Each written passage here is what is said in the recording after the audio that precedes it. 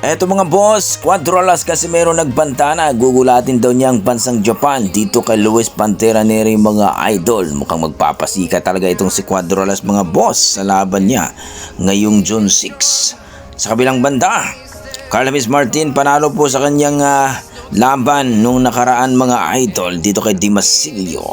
Pero binabas mga idol at isusunod daw niya si Naoya Inoue. Yan ang ating pag-uusapan ngayon mga idol. Pero bago kayo sa ating YouTube channel, baka pwede makahingi niya sa like, subscribe at pakipindot na rin ang ating notification bell mga idol. Nung nakarang araw nga mga idol ay nakita natin na ang bakbakan ni Carlos Martin sa dito kay Dimasilio mga idol. Sa part po ng Mindanao po mga idol nangyari. Grabe mga idol, TKO ang inabot ng kalaban pero nabas po si Martin mga idol. Rank number 2 itong si Martin mga idol sa WBO Super Bantamweight Division. Kumbaga, hindi na ito basta-basta si Carlos Martin mga idol. Pero ang mga boxing fans natin hindi natutuwa sa nangyari kay Carlos Martin mga idol. Dahil alam naman natin na rank number 2 na ito, dapat mabigyan ito ng magandang laban at hindi lang sa kali-kali lang. Ayon sa ating mga boxing fans, hindi pa daw hinog itong si Martin. Lumalaban na lang daw ito sa mga barangay-barangay. Kita nyo mga idol, ang binyo ay hindi talaga para sa akin mga idol. In on my opinion, hindi talaga maganda mga idol. Dapat lumalaban na ito sa ibang bansa mga idol dahil rank number 2 na ito. Bakit hindi ito pinagkainteresan ng mga nasa ranking din para makuha ang kanyang rank number 2 dito sa WBO? Dahil alam naman natin na anytime mapalaban ito for championship bout. Pero dito mga idol, mukhang magkano lang ang tiip ni Martin dito mga idol sa kanyang laban.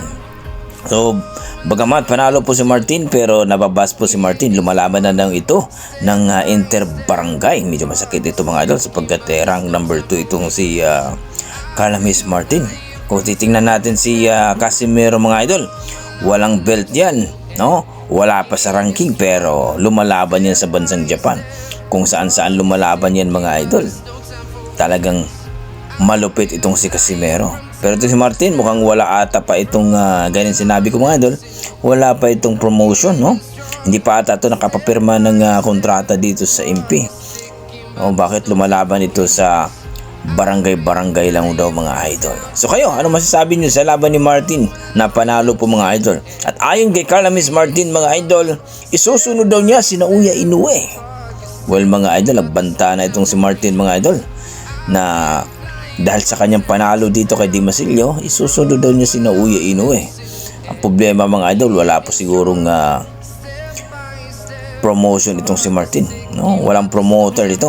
Baka hindi pa ito nakapirma ng kontrata dito kay Sean Gibbons mga idol. So kayo, ano masasabi niyo dito? Nakapirma na ba itong si Martin kay Sean Gibbons? At pwede na ba ito kay Naoya Inoue? So please comment down below mga idol kung ano po ang inyong mga opinion. Sa kabilang banda mga idol, eto na, inaantay ng ating mga boxing fans ang bakbakan ni Luis Pantera Nery at ni Casimero sa bansang Japan. Sa June 6 na nga mangyayari yan mga boss. Kaya napaka-excited. Ayon kay Casimero mga idol, talagang gugulatin daw niya ang bansang Japan. Kumbaga sa laban nila ni Casimero at ni Nery mga idol, magpapakitang gilas ang ating pambato mga idol. Kagaya ng ginawa niya dito sa Hapon na talagang binasag ang ilong, kinawawa at TKO. Kaya marami nagsasabi mga idol, basta hindi daw tatakbo itong si Luis Nery ay makakatikim daw talaga ito ni Casimero.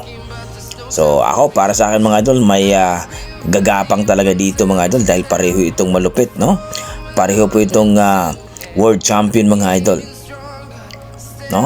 Itong si Luis Nery ay 2 Division World Champion at itong si Casimero naging 3 Division World Champion. Kaya napakagandang bakbakan talaga ito. So inaabangan na ito ng ating mga boxing fans mga idol at sa bansang Japan ngayong June 6. Okay, hanggang dito lang mga idol. Maraming salamat. Ano masasabi nyo? Please comment down below.